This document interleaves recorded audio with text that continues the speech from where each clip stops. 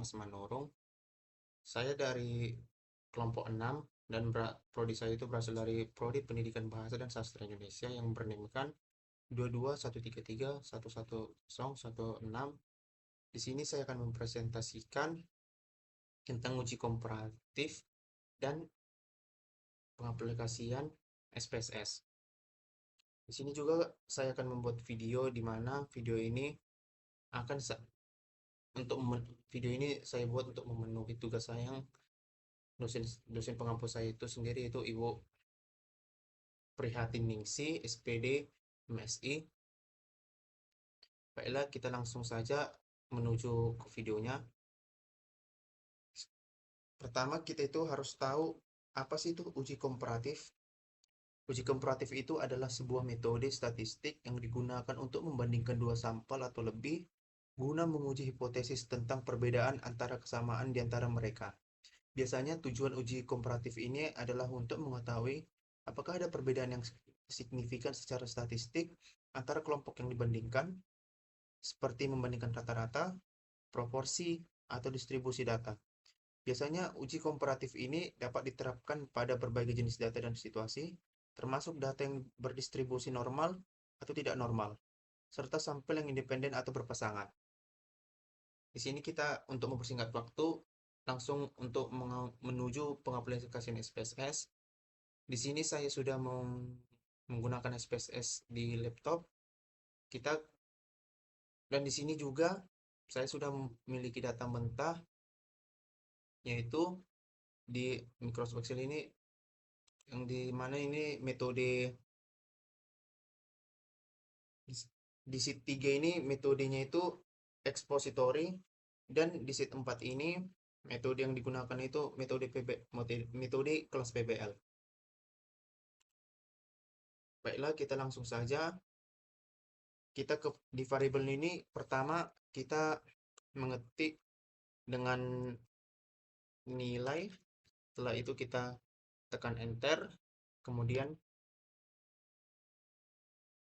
kelas, kemudian kita enter. Nah, setelah sudah seperti ini, kita ke desimal. Desimal ini kita buat 0. Di kelas juga ini desimalnya kita buat 0. Setelah desimal ini sudah menjadi 0, kita langsung menuju ke values-nya ini. Dimana di bagian nilai ini gak usah kita ubah apa-apa, kita mengubahnya itu di bagian values kelas saja. Yang pertama di sini kita buat value-nya itu pertama, yang labelnya itu expository.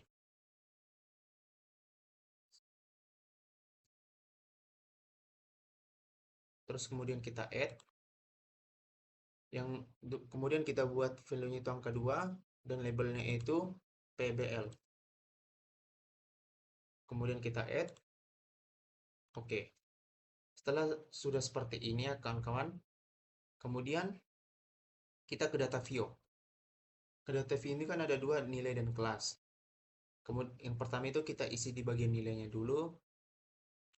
Pertama, kita ke metode expository itu di bagian nilai.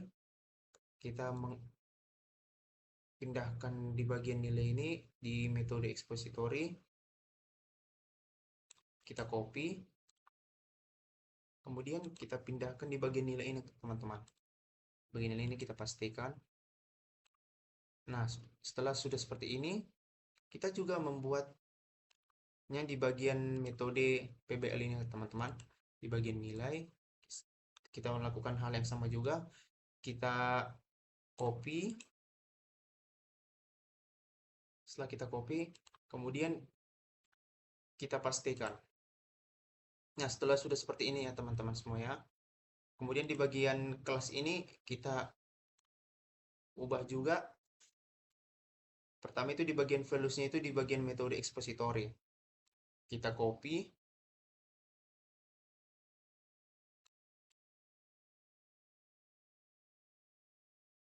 Kita copy. Baru kemudian kita pastikan. Setelah sudah seperti ini teman-teman, kemudian hal yang sama juga kita lakukan, yaitu kita ke metode PBL-nya, kita copy juga ini. bagian values-nya ini kita copy, kemudian kita pastikan. Sudah seperti ini. Untuk melihat hasil ini expository atau yang mana sih itu expository dan PBL-nya. Nah, kita pilih di bagian ini teman-teman, di bagian view, kemudian kita buat value labels. Nah, kita akan melihatnya hasilnya seperti ini teman-teman. Setelah hasilnya keluar, kita ubah lagi ke angka.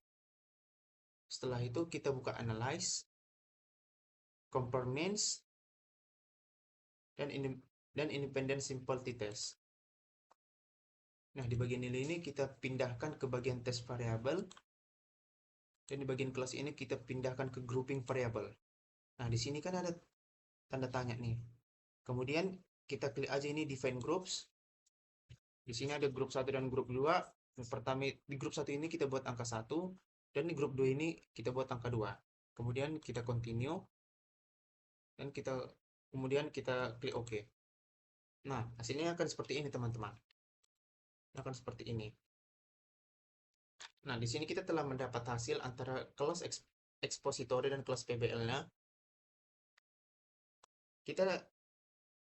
Setelah kita mendapat hasilnya ini, kita dapat melihat bahwa signifikan tutelnya di bagian tutelnya ini teman-teman lebih kecil dari 0,05.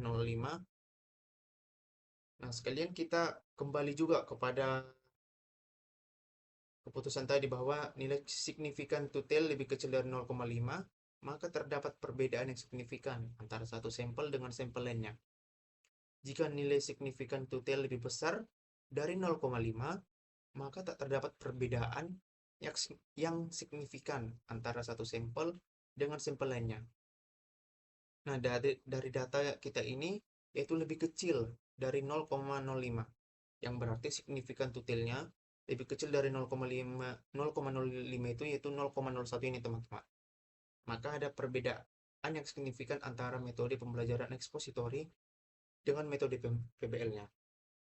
Nah, sekian penyampaian saya tentang penggunaan SPSS dan tentang materi uji komparatif. Jika ada kesalahan kata atau